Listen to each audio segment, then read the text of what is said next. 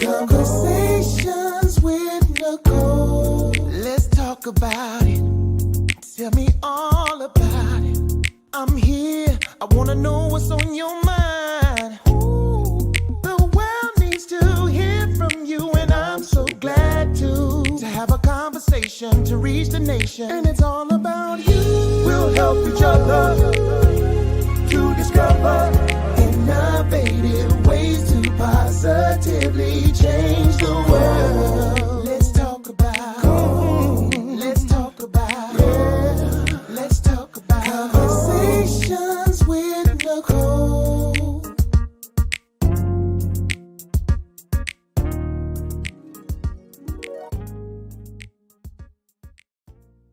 Greetings. Welcome to Conversations with Nicole. I am Nicole Everett, your host. And Conversations with Nicole is a talk show based in Tallahassee, Florida, focused on connecting the community through conversations. And today is what I call Wellness Wednesday, which is an opportunity for you, me, and my guests to chat about an interesting and intriguing topic. And today's topic is rooted in resilience, heritage, culture, and mental wellness. Rooted in resilience, heritage, culture, and mental wellness. And while that is sort of a unique topic, I also have a unique guest, Mr. Bryant Shaw, who is the co-owner and manager of HalisiAfrica, based right here in Tallahassee, Florida. He has some very exciting news coming up. I'm not going to spill the beans or steal his thunder, so I'm going to let him tell you about it. But before I bring him on, I need to hear from you. Where are you tuning in from? We are live on Facebook, on YouTube, and on my personal LinkedIn page. This is an interactive live, and your comments and questions are absolutely welcome. We are in the midst of Women's History Month, so we are paying homage to a number of women in the community. So saluting the women right now, and just sending love and peace and blessings their way. So I see we do have someone who's already in the comments, Mr. Donald Thomas, who is here in Tallahassee. He said, okay, I found HalisiAfrica. Wonderful. Thank you. All right. Chef B and E are on. Thank you for being here. All right. Donald is in Sunny Isles. Okay, wonderful, Donald. Well, thank you again for tuning in. Miss Jeanette down in Miami Gardens, I appreciate you so much for your continued support. So I am going to go ahead and share some of Bryant's bio. Oh, and hold on. Mom just popped up too. So my mom down in Miami. Thank you for being here, Mom. Love you. All right. So today, on our Rooted in Resilience, we're diving into the power and heritage, community, economic self-determination in the face of today's challenges. And we are facing many challenges right now. So our guest is someone who embodies this mission in both his work and his journey. So Bryant Shaw, also known by his African name, Ibrahim Bariki, is a linguist and polyglot, a world traveler, and the manager and co-owner of HalisiAfrica in Railroad Square. His experiences across Africa, Europe, and the U.S. have shaped his dedication to cultural preservation, entrepreneurship, and community building. He's here to talk about how spaces like HalisiAfrica, and let me tell you, if you have not been to Halisi, you are definitely missing a treat. How HalisiAfrica are creating pathways to resilience and restoring our sense of identity and self-sufficiency. So y'all help me welcome Bryant Shaw to today's show. Hey, all right. Happy to be here. Have you. Welcome, welcome. Yeah. All So, right. so tell the people, who is Bryant Shaw? I read a little bit, but in your own words, not necessarily what you do, but who are you? Well, who am I? I call myself an academic. I love learning, always trying to study up, learn how to do something new, especially skills. As you mentioned, I'm a linguist and polyglot, so I dedicate a lot of time to learning languages, and I feel that's one of the sort of lost skills of our time. Additionally, I actually, you and I, we met many times, but I think our relationship started building when I started doing stuff with Habitat for Humanity because I was learning how to do carpentry and construction, and volunteering with Habitat for Humanity. While taking those courses at Lively helped me learn a lot about building and constantly, improving my community in some way, improving my own life, building furniture and shoot, little renovations around the house, things like that. So, that's a little bit about me. I'm a learner. I'm an academic. I love to learn and I love to research and have an idea of what I'm talking about in general. Um, Other than that, man, a community advocate. I don't call myself an activist. I am an advocate for my community first and foremost, for the people around me and the people I have a chance to support. Um, that's something I definitely am passionate about. Nice. Love it. Love it. Love it. So, um, tell the people about Halisi in terms of what prompted you to, and I assume it's you and your mom, to start this business and what Halisi has to offer for those who may not be aware. Okay, so Halisi has a long story, a good bit of history. I was living in East Africa at the time. My mom and I have always been entrepreneurial spirits. We, I can't even list the number of businesses, LLCs that we've tested and tried and brought forth. And so when I was living in East Africa, we wanted to do something we called African birthright. If you're not familiar with birthright in general as a concept, it's something we have here in America, right? Birthright citizenship, and it's a concept that is flourishing in Jewish communities where people have the right to return to Israel or something like that. And so we wanted to kind of create the same idea and emotion or a movement around that, encouraging people to come to Africa. And while we were doing that, I was living there and learning the language and moving around, doing all sorts of stuff. And in order to make it happen, we needed a base. We needed somewhere to get it started. So I was sending mom products, a lot of spices, clothing, fabrics, jewelry, things that I could get made by local artisans. And she started it up. She started Halisi as a small little boutique, same location that we're in now. Well, she started it in another space in Railroad Square, but the boutique grew, and we came to this location here in Railroad Square. And then when I came back, we were still just a boutique, but right around the time of the pandemic, well, I came back about 3 months before the pandemic, and all businesses had to shut down except for businesses that had a kitchen. And we had a kitchen because we were already doing spices and little tastings and things like that. So we said, you know what, let's expand into a little bit more of a restaurant to give us a reason and give people a reason to come out and check out, this location, hopefully, visit the boutique, etc. And so that's what happened. We started the restaurant in about, I want to say, mid to late 2020 with little tastings, small plates. And from there, we started doing full plates because people were like, this ain't enough food. It was delicious and I want more. Next thing you know, we were making 5, 6 bowls of the same thing for one customer. We were like, you know what, this doesn't make sense. Let's make a regular size bowl. Mhm. And then we just expanded from there, little by little, just making our impact in the community in any way we could. Um, when the pandemic subsided, by that point we were pretty much a full restaurant, and now we're trying to take the national stage with the news. I'm not sure if I'm ready to. Should I drop it now? Go ahead, drop it now. Drop it now. I think they're All ready. right. All right. Yeah, we're going to be on national television, a popular show called Diners, Dive-Ins, and Dives. If you are Diners, Drive-Ins, and Dives, yeah. On the Food Network, it will be released or premiering, aired for the first time tomorrow, no, Friday at 9 p.m. And we're going to have a tasting, inviting the entire community to come out. We're putting the show on a couple different screens throughout Railroad Square so that you'll have more than just the opportunity to hang out here, because our space can only fit about 20. We wanted enough space for 100, 150, however many people want to come out, to just come out and check it and Yes. get a taste of Africa. So yeah, that's the big news. It's a big moment for us. We're really excited. It is a very big moment. Congratulations. So excited for you. And I plan to be there. I'm glad to hear it. I think you were at the recording, weren't you? I was. We might see, Yeah, conversations y'all, with this is Nicole.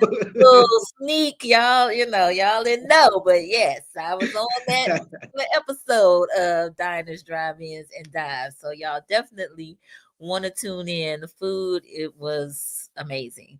The food, the beverages. Again, if you have not been to Halisi, Africa, you must go by there. Even if you don't live in Tallahassee, when you come visit Tallahassee, you need to go stop by Halisi, Africa. 10 Seriously. out of 10 recommend. Yes, yes, yes, for sure. And so again, that's this coming Friday, 9 p.m. Eastern on Food Network. So you want to be sure to tune in. We got several folks that have joined us. So let me give some shout outs to them. Jessica, she said caribou. Karibu. Yes. Caribou. All right. So she said, great work, Chef Bariki. Look, you the Yeah. linguist. We switching languages now. Listen, so you're gonna have to share with us what some of this is she's talking about. But thank you, Jessica, for being here. She said that's amazing. We got Miss Kesey on, who is here in Tallahassee. Thank you for joining us, and my sister in Miami Gardens. Yes, diners, drive-ins, and dives, and she sends us a good evening as well. So y'all, please like, tag, share, let folks know they should be on this conversation as we dive into this very interesting topic of rooted in resilience, heritage, culture, and mental wellness. Rooted in resilience, heritage, culture, and mental wellness. So let's start. Let's get it going. Let's get it going. So when we're talking about resilience, I think of coping skills. I think of things that help us during tough times, right? And so the second part of this topic, heritage, culture, and mental wellness. I love to explore how heritage and culture specifically can assist us in being rooted in resilience. Awesome. Well, yeah. I love how the title of this is almost a play on words because we're talking about our roots and heritage and culture. Mhm. Um, and our heritage is long and it's an extensive heritage that we should be familiar with and should be proud of. And this is something that uh, leans in on our mental health heavily, if you ask me, because Mhm. and I'm just going to give a general example of how most of us grew up not having a positive idea or image of Africa, Mm, right? And when you think of a place where your ancestors were from in a way that doesn't have a positive connotation, if you mm, feel negatively about your heritage, right? That's going to affect you psychologically. You will always somewhat feel, I don't want to say lesser. It affects your self esteem. It affects the way you move throughout this world when you feel like you don't have a heritage or a larger community, a larger history to lean on. And so that's how I connected. So let me add to that. I'm a few years or mango seasons your senior, and I would say that growing up, and at least I did, and probably some of my peers did. We related Africa to what we saw on Tarzan, Mm. right? And we did not identify with that. Mm-hmm. Like, those were not any folks that were related to us. Mm-hmm. In fact, I can remember rejecting Africa Mm-hmm. Right. because of what I saw. It was Mm-hmm. the natives, if you will, on Tarzan, and it was also the children that were malnourished that you could send Mm-hmm. $10 a month and feed to, or $10 and that'll feed them for a month, right? Right. Yeah. That This was is that was it. Like, yeah. and Right. so I had a neighbor across the street who was Jamaican. And I would probably even venture to say was probably Rasta, right? And he would call me queen, call me African queen, and I would be like, no, I don't. Africa, that's just, and it doesn't relate to me. Like I have nothing to do with that. Right, right. And Yeah. so I think what you said just really spoke to that. It really kind of resonates with me as I think back on my childhood and what Africa Mhm. meant to me. You know, Yeah, I think that's the experience for a lot of people. I think a lot of people simply just didn't have that connection. And don't get me wrong, I grew up in America like everybody else. I had the same experience. I saw those same, children in Ethiopia with a flag crawling around his eyes and something, mhm, starving. It makes you feel well. It makes you first not want to have anything to do with it, right? mhm, I don't want anything to do with Africa, et cetera. So I'm separate. But then once you separate and you no longer have that connection to a larger heritage, a larger culture, even a continent, even a land mass that mm, you could say is where you belong, where mm, your ancestors are from. Then you're forced to identify with the narrative that is here. mm, And the narrative here has a very short history for African Americans mhm, as coming here as enslaved Africans. We're almost sold the idea that we were saved from Africa. mm, And so what does that create? This sort of white savior now. mm, Now it's like, okay, well, I need to be grateful to Massa mm, for having brought me here and oppressed me for 400 years, and be grateful that, at least I'm not over there with the starving Africans. And yeah, just in my experience going there, living in different parts of Africa, I was just blown away by how untrue everything that I had seen, everything that I had been exposed to was. yeah, I mean, huge cities that just blow your mind. Cairo is the 15th largest metropolis in the world. That's Cairo, Egypt. mm, And I mean, you leave the airport, people don't even think that Africa has airports, right? You leave the airport and you're on major highways. mm, When they show the pyramids of Giza, they show it like it's out in the desert or nowhere. Man, you can see the pyramids of Giza from the bridge over the Nile. And it's a highway. It's a bustling city. And it really blew my mind my first time in Egypt, really feeling like, wait a minute, no one said that this was a metropolis. No one gave me the impression that these were cities and places that I could actually live. yeah, They got McDonald's, they got KFC, they got Subway. Like, it's not so disconnected from the world that they don't have the same things that you're used to, but they also have their own traditions, their own yes, food, and things that you can feel like, okay, let me sit down at this coffee shop and try it out. This kind of remind me of some cornbread. What is it? This some collard green? What you got? It mm, was really powerful to me to visit not just Egypt, Tanzania, mm, Kenya. Kenya was probably one of the nicest cities that I got a chance to visit. And the thing that really blew me away in both Tanzania and Kenya, people would immediately start speaking to me in the native language, which mm, eventually I did learn, but mhm, Swahili. But most people speak English. mm, They look at you and they assume that you're supposed to be here. right, So they start speaking to you in Swahili. And I was like, I got to learn this language. I need to I need to be able to speak back, because they looking at me like, well, brother, why you don't speak those? What's going? Oh, you from America? And they still welcome me. They yeah, still make you feel welcome, but it's a disconnect right there, and they see like, nah, brother, this is something you need to know because you look like you from here. You look like you belong. If you learn mm, Swahili, man, don't want to question. So it was a beautiful feeling having that, and I really want to give other people the opportunity. That's what Halisi is for.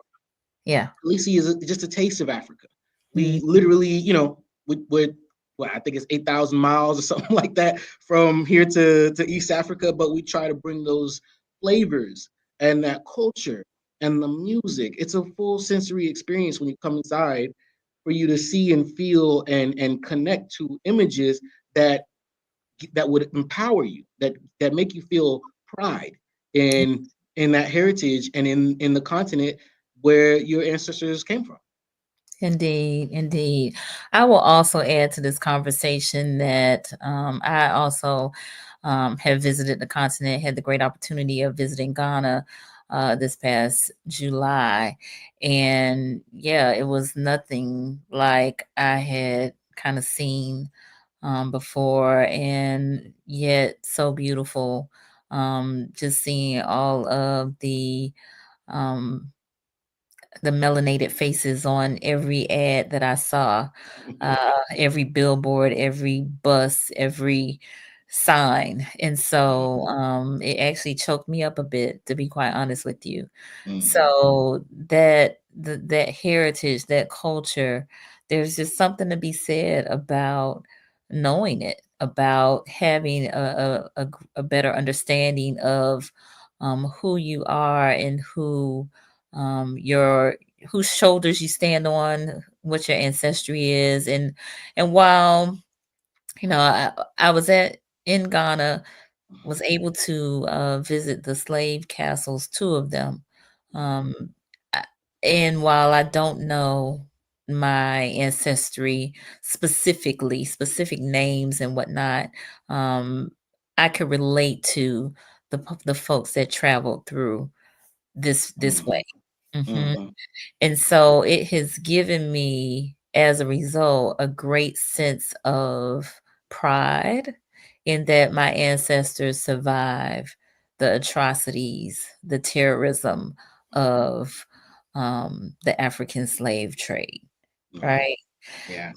Yeah, Hmm. it's a powerful experience. I went through a few slave castles, slave mansions in Senegal, a couple of them, and yeah, it's actually it's heartbreaking. You see it and you're like, this is difficult, and I don't know if I would want to uh, have those same remnants of the slave trade here on the state side, but seeing where it all kind of started really hit home. And it made me feel, it made me see that connection from there all the way to here, and how the distance wasn't that great.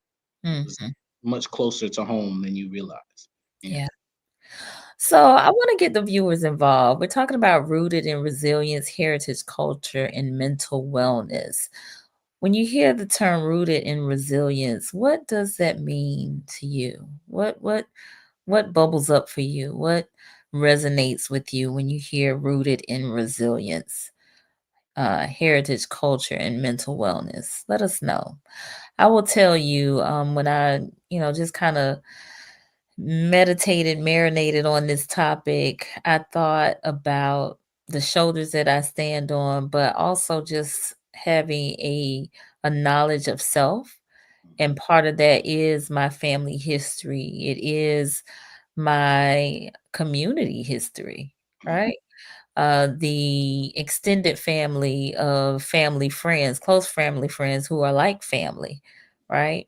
Yeah. And just some of the traditions, some of the practices, the things that we engage in, right? Right, right. Mhm. Definitely. My grandmother shared a story with me. It was probably about a year ago, maybe. It was just a little tidbit. It wasn't even a full story, but she was talking about how we don't when we think of what foods we are used to eating today, right? A lot of those foods we call soul food. It was the food that we were kind of left with. You know what I Yes. mean? The expression "higher on the hog." We were always given, the scraps, Yep. right? But what a lot of people didn't, or a lot of the slave masters, especially, or whoever was in charge, right, didn't realize was some of that food was high in collagen, Mm. right? Oh, wow. Now, today we realize that collagen makes us look younger. This is why black don't crack. She shared that with me about a year ago, and I bust out laughing. I was like, "Are you serious, Grammy?" She was like, "Hey, this food you eating, hey, it wasn't the best food. It wasn't what we would have chosen, but honestly, in the end, it probably worked out for us." Mhm. Indeed, indeed. So Jessica responded. Thank you so much, Jessica, for playing along with me. She said resilience, effective management of frustration, powerful, and being able to see the bigger picture. Yes, indeed. Thank you for sharing that. And E said, "Black don't crack." Yes, you are right. So, I think that in that whole, again, for me, kind of knowledge of self, knowledge of the shoulders on which you stand, and your family kind of history, lineage.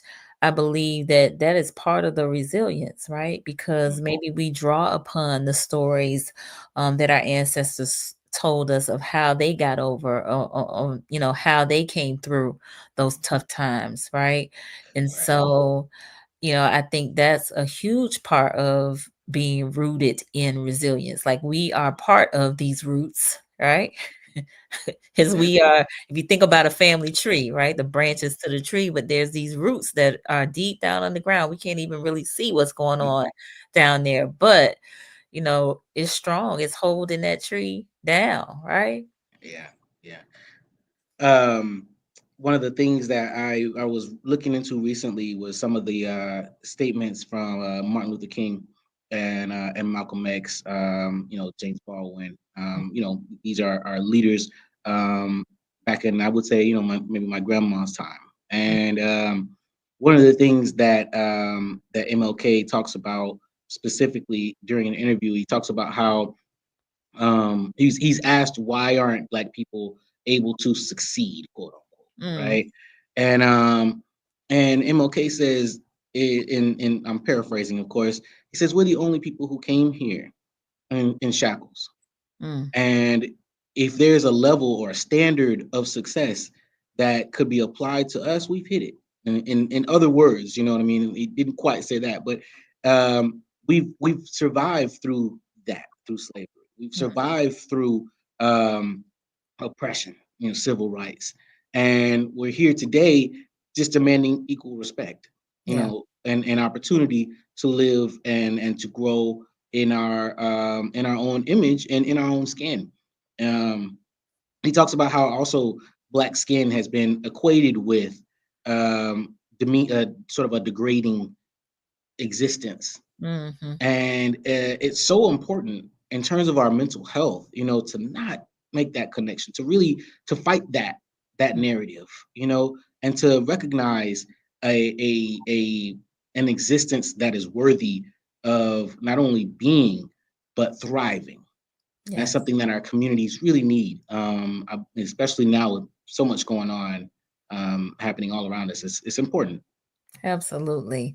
So my sister responded, rooted in resilience means strength, grounded in power. Nice. Thank you for sharing that. We got Brother Quasi on, who is in Atlanta. Thank you for joining us. And Mr. Donald said, rooted in resilience speaks to strength, tenacity, and courage. We maintain despite the odds. Names like Frederick Douglass, Ashe, Harriet Tubman, Ashe, point to the determination they embody. Yes, thank you for sharing that, Donald. All right. And Jessica said, acknowledging your roots connects you to the strength of your ancestors, even if you don't know names. Understanding the pride, resilience, and accomplishments they embodied empowers pride and purpose. Very well said, Jessica. I absolutely agree with that. All right. So, Brother Bryant. Yeah. So as we talk heritage, what does heritage mean to you? When we speak on heritage, we're talking about, I try to, from a linguist perspective, I definitely break things up, right? And heritage is what we inherit, Mm, right? okay. What we're passed through the ages. For most of us as African Americans, that is going to be culture, that's going to be traditions, expressions, physical traits, things like that. But it's not limited there. There are traditions in agriculture that are essential for our people. That traditions in cooking that are Mm, important to us, and that is also part of our heritage. That's part of the HalisiAfrica image, but I'm also part of a couple other organizations, and we try to embody that same spirit through one project, Imani Gardens. I work with Promised Land and other community gardens mhm. to beautify the space and to teach skills in self-reliance. Yeah. Things like growing your own, garden products, etc.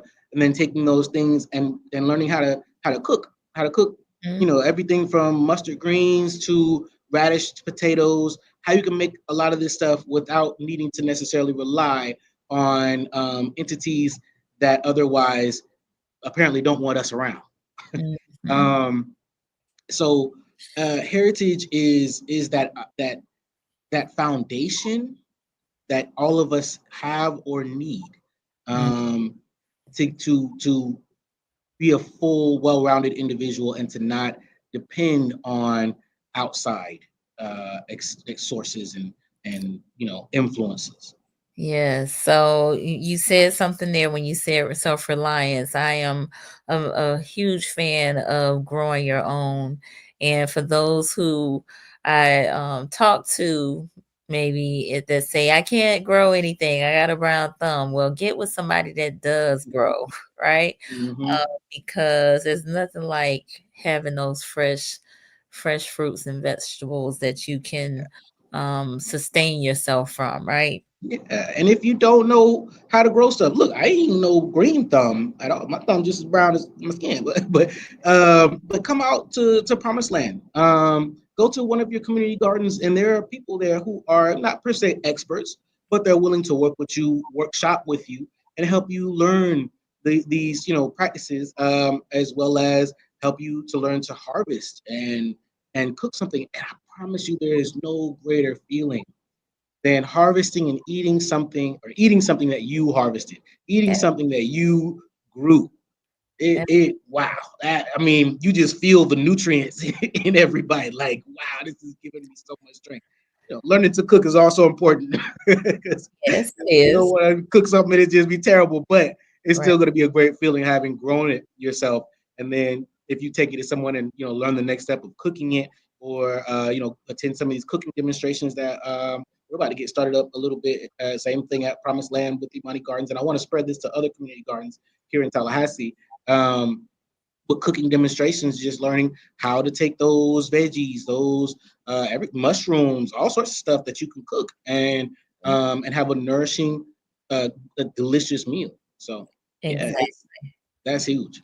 It is. It is. It is. All right. So we are a little more than halfway through our talk. For those of you who are just joining us, I am on with Mr. Bryant Shaw, the co-owner and manager of HalisiAfrica, located right here in Tallahassee, Florida, in Railroad Square. And we are celebrating the premiere of Halisi Africa's episode of Diners, Drive-Ins, and Dives, which will be taking place on this coming Friday, March 14th at 9 p.m. Eastern. So, folks, you are invited to tune in. And also, if you're here in Tallahassee, they're having a watch party there. Mhm. Come out. They'll have some food samples. You don't want to miss it. You don't want to miss it. So join all of the fun. But tonight we're talking rooted in resilience, heritage, culture, and mental wellness. We've talked around kind of what rooted in resilience means, what heritage means.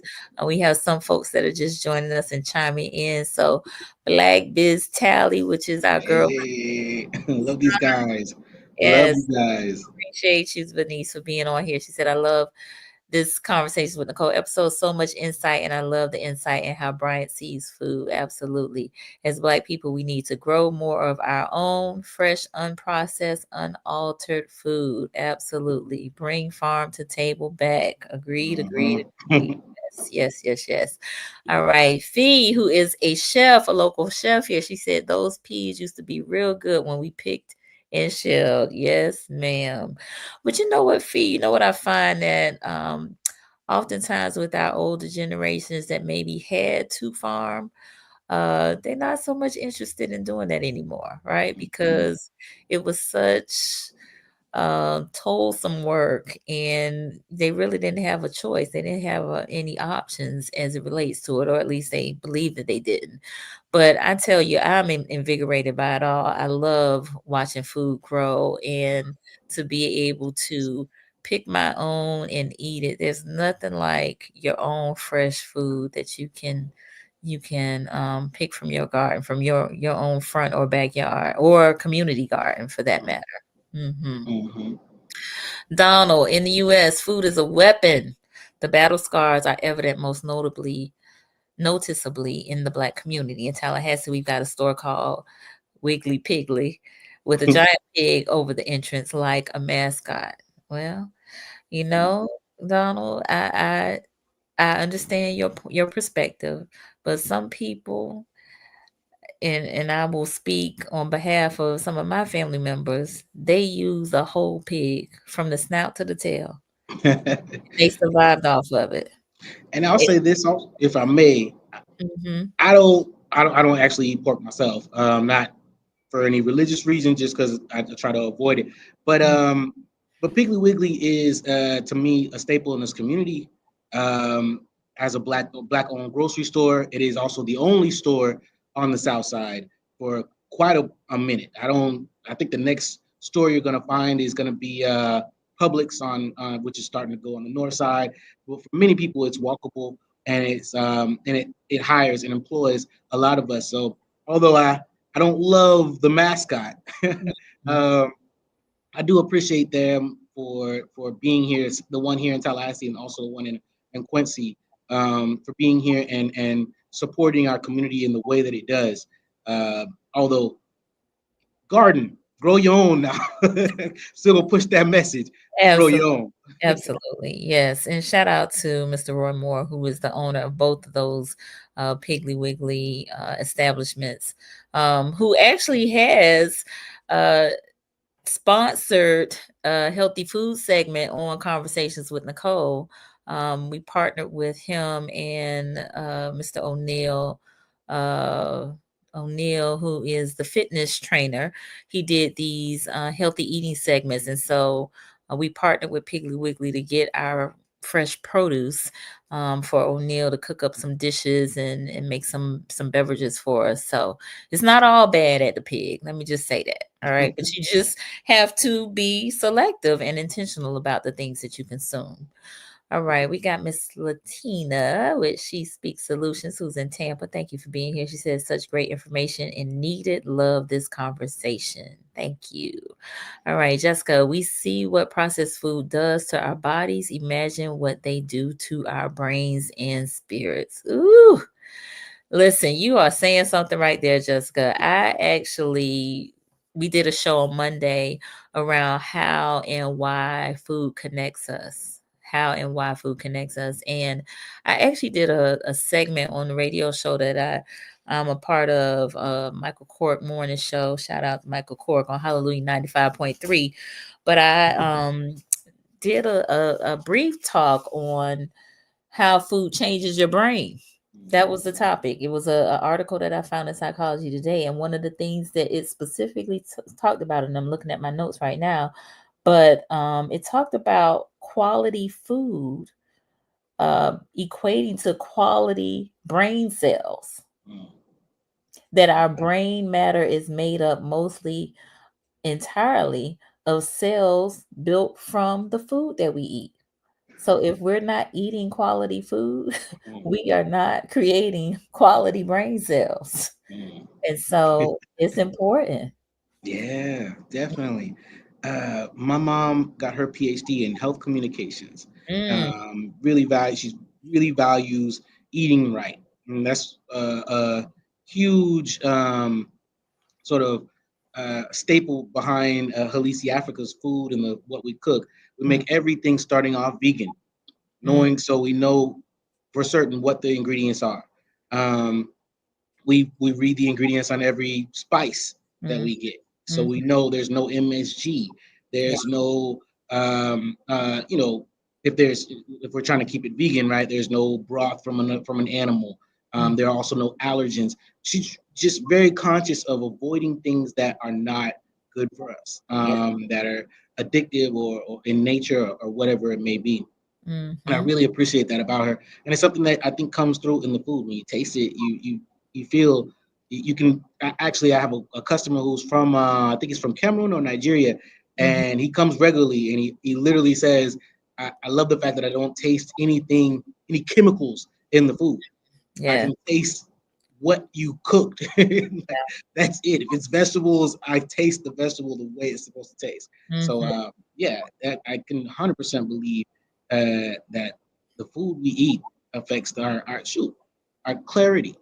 Yes. You know, you eat certain things and you get brain fog afterwards. There's a Hmm. reason behind that. You know, you got to watch out. You got to be careful about what you put in your body because your brain is getting it. It's catching on. Absolutely, which again speaks to our topic of being rooted in resilience and mental wellness, right? Jessica said, same as the rest of our bodies, you are what you eat. Agreed, agreed, agreed. And Brother Tarek has joined us out of Atlanta. Peace and blessings. Thank you for joining us. All right. Donald said, seedless grapes, seedless watermelon, seedless this and that. We are being trained to think that's normal. 25 years from now, a dude will be on the corner selling nickel Nickel bags. bags of seeds. Uh, uh, yeah, you may be on to something, Donald, right there. No, seeds are valuable. So listen, you better make sure you know where them seeds coming from. Mm. Mhm. Yeah. There's so much stuff you can grow that you're not even aware of too.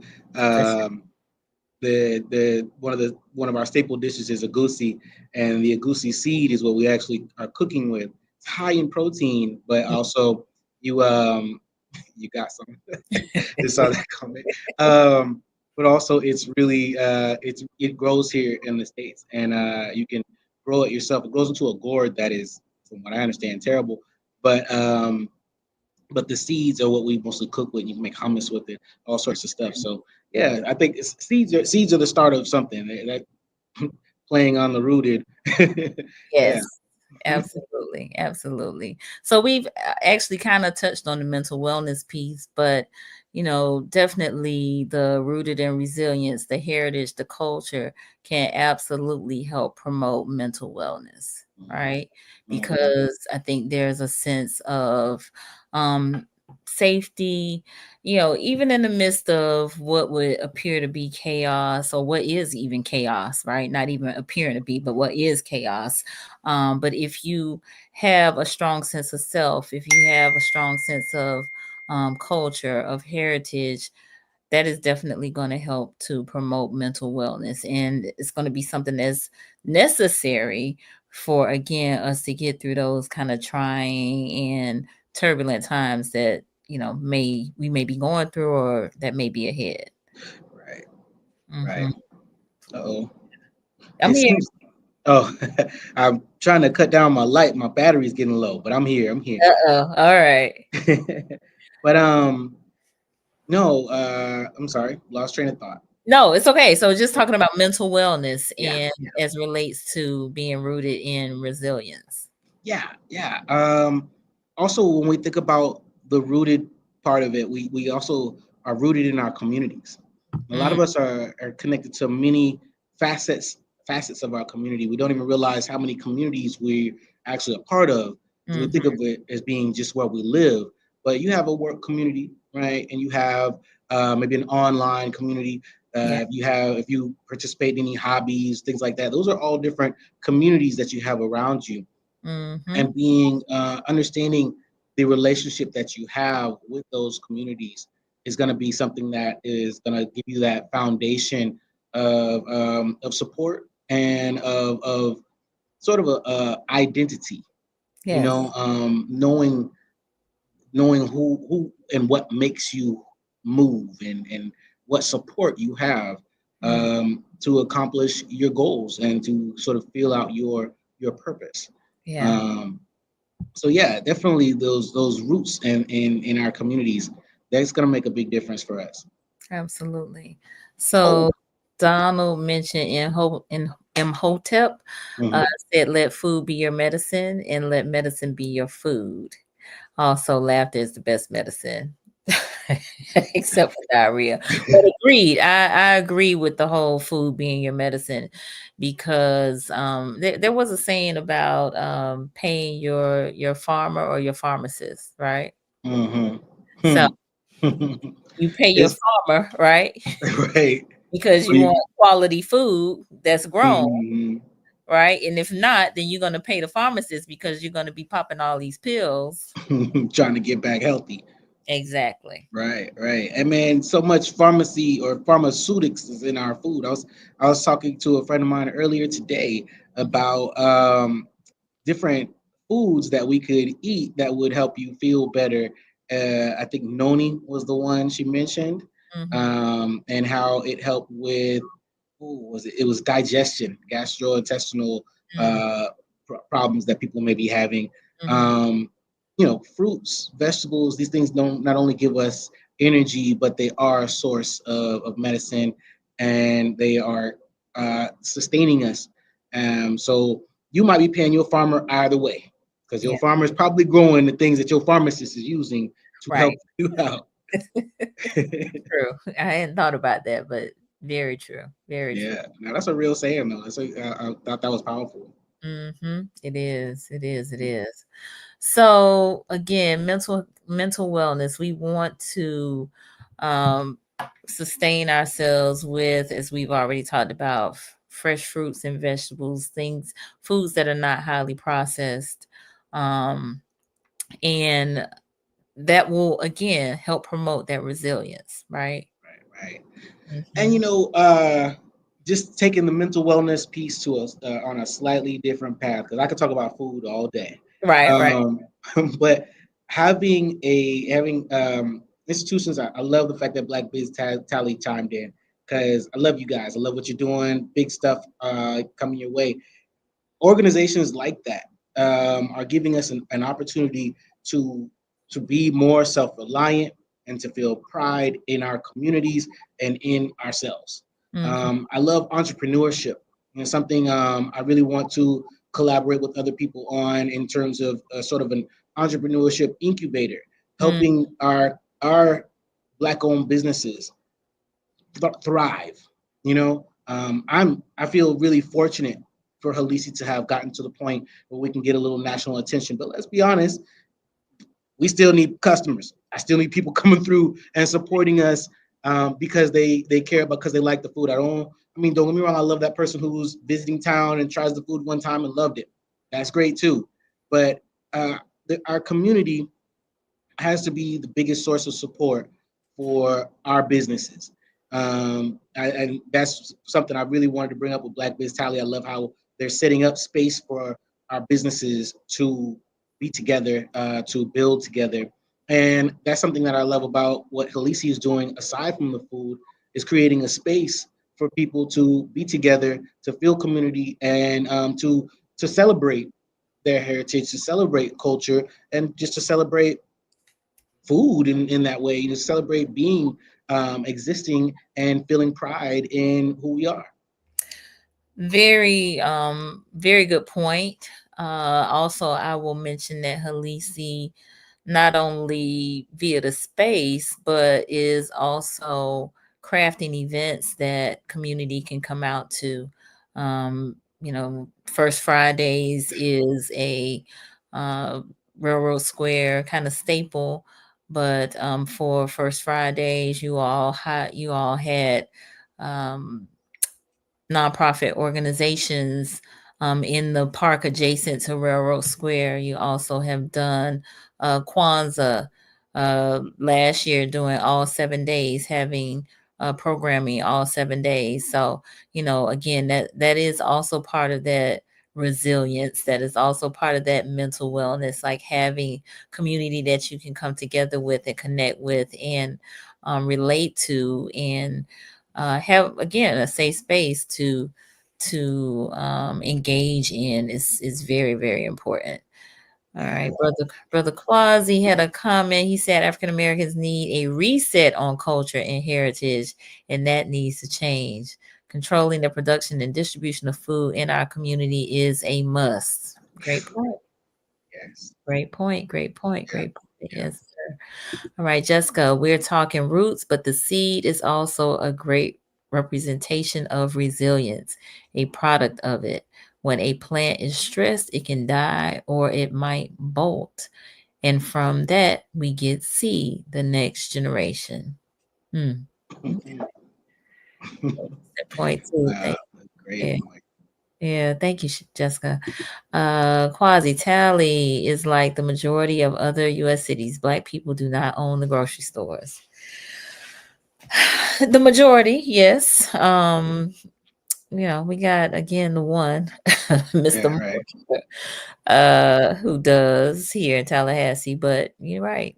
It doesn't. So, we have to look to some other food sources, Mhm. looking I to was some of our farmers, looking to the community gardens, Mhm. and making some shifts too, I think, in our food choices, right? Yeah, and to your comment and also to Donald's comment before about food being a weapon, Mm, something that the Black Panthers did that was highly controversial, although it shouldn't have been, and it's an issue that's coming up today again, which is really interesting. Was they started the what was called the free lunch, free breakfast program, mm-hmm. and just feeding the community. The Yeah. FBI uh, sort of cited it as the most potentially threatening thing to American sovereignty because controlling the food made it so that people were dependent. You Mm, can't do anything without food. You're not going anywhere mm, without something to eat. yeah. And you're not going to sit there and let yourself starve. So here's what we do. We give you a little bit of food. We give you something that's going to have you sick and obese or whatever Mm, it is. It's controlling that is really threatening. And I feel what he's saying, but I gotta say, the store concept. When we think of Publix, Piggly Wiggly, any of these stores, it's probably not the best way to go for our communities. If you mm, ask me, I think what we really need to do is start connecting to how these things are grown and doing a lot of it ourselves, and empowering our community gardens to build and to grow. yeah. Um, and also understanding that food doesn't have to be something you go to the store and buy. If you can grow your own food, why these dollars start to matter on what you want instead of what you need. When Mm-hmm. we're in a state of having to work for our survival, this is the new slavery. That is the new, form of control because you need to put in so many hours before you're gonna get something to eat. Mm. Come on, That's if a you word right there. Listen, as Black Miss Tally, bring farm to table back, yeah. right? Yeah, it's huge. It's huge. Yeah, it's but to Black Biz Tally's point, you guys are creating spaces for us to do this. Mm-hmm. Um, Even if it's the farmers market at the space that y'all just acquired.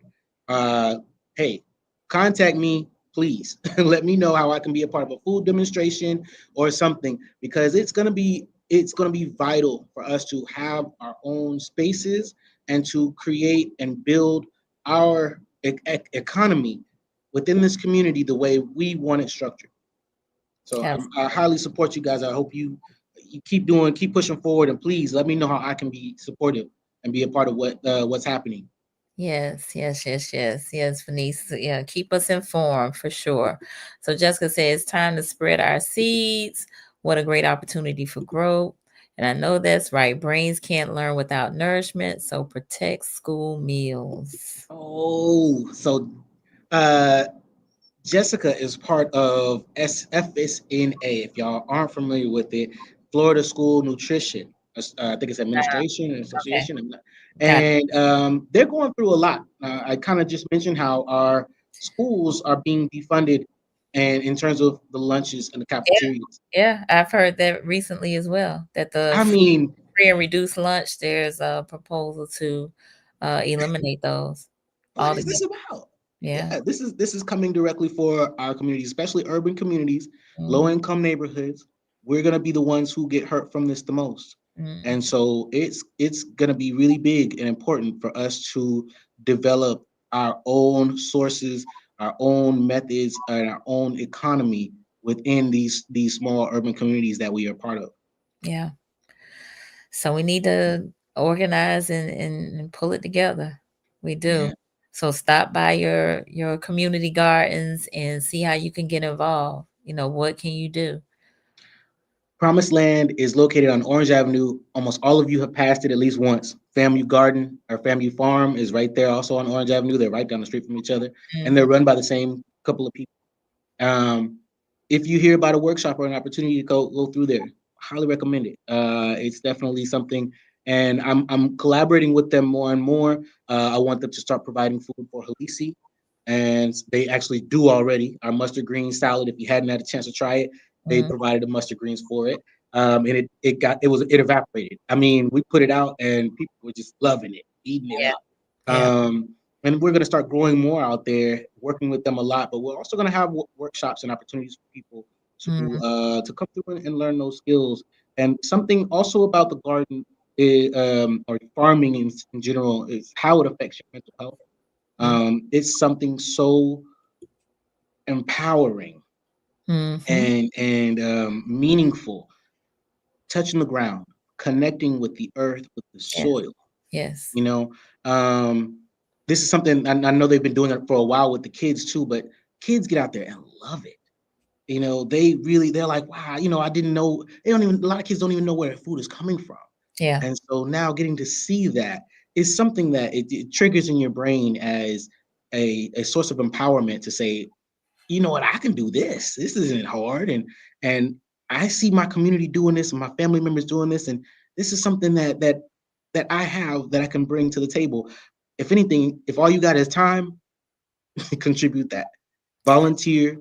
If you can't fund it, don't worry about that. Come out there and volunteer. Partner with us. If you got other organizations like Black Biz Tally, yeah, Promised Land, let's partner. Let's figure out how we can all work together and build this community so that our next generation is covered and knows it and gets to grow up with a sense of of full support and focus towards self actualization as opposed to a focus on survival. That's for what creates problems. For sure, for sure. Quick story. I've been volunteering at Bond Elementary School. This is my fourth year. 2 of those years, I started gardens with the class. So I had the seeds that came from the library, and we as seeds do, we had them growing in the window at first, and then they have some beds on campus, so we transferred the seedlings to the beds. Well, we were able to harvest some collard greens, which I actually wound up giving to the teacher, but we had carrots. So I let the children try the carrots, the fresh carrots from the ground. And they likened it to the ones that were in the cafeteria, but of course, those were cooked. They were very soft. They were very sweet, which they probably added sugar to. But at least they got to experience it, right? And Mhm. so I want to have more of those types of um, activities and opportunities for the young people. And I'm talking, first graders, so 5, 6, 7 year Mhm. olds Mhm. who are trying these things. But it broadens their horizons. It gives them, something to a new experience. A number of the children didn't really particularly care for the carrots, but I had maybe 3 or 4 that really, really did. So each of them got to take a carrot home with them. So it was pretty cool. But again, just an example of like how we can introduce these concepts, how we can introduce like where food comes from Mhm. to the young people. I want to add to that. I didn't know that you volunteered at Bond. I used to teach there as well. When they were doing, especially they had a large population from Congo Yes, and from South America, and I speak Spanish and Swahili. So I was able to work with those kids and kind of help them orient with the families, help them get used to living here and doing different things. And and darn it, I lost track of what I was going to say. Either way, it's I, like I love I love what Bond was doing is doing in their gardens out there. Um, yeah, the kids really get into it. They really enjoy having those outdoor experiences and eating right. absolutely, absolutely. All right. So Quasi said a group of Black people in Tally can jointly purchase an empty building, buy local foods from Black farmers, and sell to our community. Over time, expand to other Black grower markets. I think we have a little bit of an example of that with the Frenchtown Hub. I'm not sure Mhm. if they still are doing their Saturday farmers market, but at one time they were. Yeah, and that's the same people who do Promised Land are also out in Frenchtown. Okay. Um, and Seed Time Harvest is another one that deserves a Yes. shout out for that. She's doing exactly that. Set a barn hard, exactly. Mhm. Donald, we are tricked into having front lawns, growing grass. We need front farms. Plant fruit trees for your grandkids. I Agreed. love that, daughter. That's true. I That's just fact. I have a front farm. I have a box behind my mailbox in my front yard with blueberry bushes, and I Ooh. just put some seeds down. But I've had all sorts of things in there: tomatoes, peppers, zucchini, Hmm. cucumbers, all sorts of things. So agreed with that wholeheartedly. We got Brother Bill Loman on. He said, I love the connection being made between our mental wellness and our diets, entrepreneurship, and Kuji Chagulia, and the importance of community. Asante Sana. Thank you, Yes. uh, Brother Bill Loman, for being here with us. Ms. Jeanette, middle class families will shrink, widening the wealth gap. Affording healthy foods will be critical. Agreed. I believe that will be the case also, Miss Jeanette. Donald, by the way, HalisiAfrica has some beautiful clothes along with the delicious food. So you can not only feel good, but you can look good too. Okay. Boom. There we have it. E said self-actualization message. Indeed. All right. Jessica said, Quasi, we can do this across all industries. We have to empower each other to push these things forward. We have to turn ideas into action and support each other. Absolutely. Absolutely. Yes. All right. So Felicia has one more comment. She said, perhaps modeling how to take foods from the garden to the table, like actual classes to encourage this concept, would be great for people who are as knowledgeable about how they can take these foods and make multiple dishes. This will help build capacity and resourcefulness. I can see how gardening can seem taunting, but showing them how they can do this and deepen the depth of flavors of fresh food. Absolutely, Fee. So we need you to come to the garden. We're going to have a cooking demonstration in the garden. We're going to pick the stuff. You're going to have your pots, your pans. We're going to have it right there, and you can just cook it right up, fricassee it right up so we can know what we need to do. How about that? That just reminded me of my comment that I was going to make earlier. The kids, I brought the kids sugar cane one time. Not Mm-hmm. all of them loved it, but the kids who loved it loved it. Sugar cane is something easy to grow. It's a source of a lot of our sugar Yes. that we process in the foods in the grocery stores and whatnot. But it's easy to grow. It's like a weed. It Mm, never stops. So something else, we can all be growing something to contribute to this whole community. Uh, maybe your thumb isn't green for flowers and blueberries, but it might be green for collard greens. You don't know for mustards. yes, yes, Some yes, things just like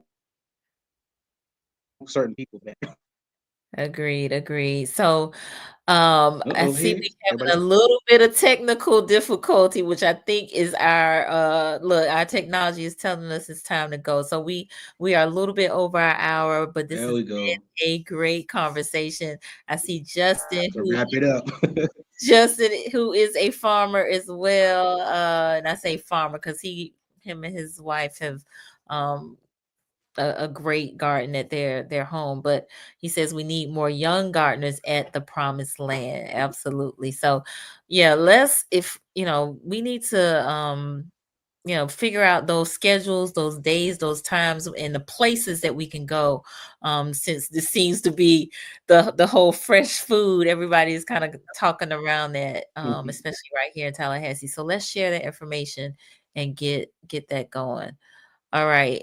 So again, I know we're a little over time, but I want to thank you for being on with me tonight, Brian. But I want to give you an opportunity to give some closing remarks and tell folks how they can connect with you. Oh yeah. Right now I'm doing a lot of my connecting through Instagram at HalisiAfrica. You can also find us on other forms of social media, Facebook, etc. And of course, you can email me, call me, stop by the restaurant. I'm here pretty much all the time. We're expanding and doing more events. So you'll hear more news about that as time goes by. But definitely, our Instagram is probably the best, most reliable way to get in touch. And if you stop by in person, you're definitely going to catch me or at least be able to leave a message that I will certainly receive. Wonderful. All right. And Halisi is HALISIA, Halisi, Africa, As AFRI. Africa, Yes, Halisi and Africa, spell Africa, AFRICA. So definitely follow them on Instagram and keep up with everything that is going on there. But again, we definitely want to mention that Friday, 9 p.m., this coming Friday, March 14th, on Food Network, on the Food Network, diners, drive-ins, and dives will feature HalisiAfrica, our very own HalisiAfrica, with Bryant and his mom and all of the folks that were there to try the great food that Halisi has to offer. So I want to again thank you, Bryant, for just your resilience in pushing forward the culture, pushing forward the heritage, and creating this space for our good mental health, right? Our mental wellness. So, thank you for all that you do in our community and for your offerings. I just saw my mom said spell it. Halisi is HALISI. HALISI in Africa. Yes. HALISI, Halisi Africa. All right. So that's on Instagram. But you're also on Facebook as well. So, folks can go Yeah. there too. All right. All right. And for folks that may be new to the platform, I invite you to subscribe to Conversations with Nicole. We're here Mondays and Wednesdays at 8:30 p.m. Eastern. Focus on mental health and wellness in Black and Brown communities. Subscribing is supporting, and we need all the support we can get to be able to promote people and organizations like Halisi and Bryant Shaw. So, inviting you to check us out here on Facebook, on YouTube, and on LinkedIn on Mondays and Wednesdays at 8:30. So I think Brian just froze up on me. Uh Technology sometimes won't let us be great, but that's okay.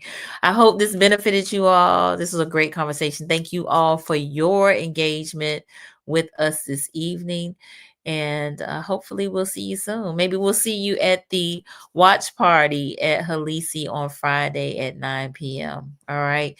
Y'all have a good night. Peace.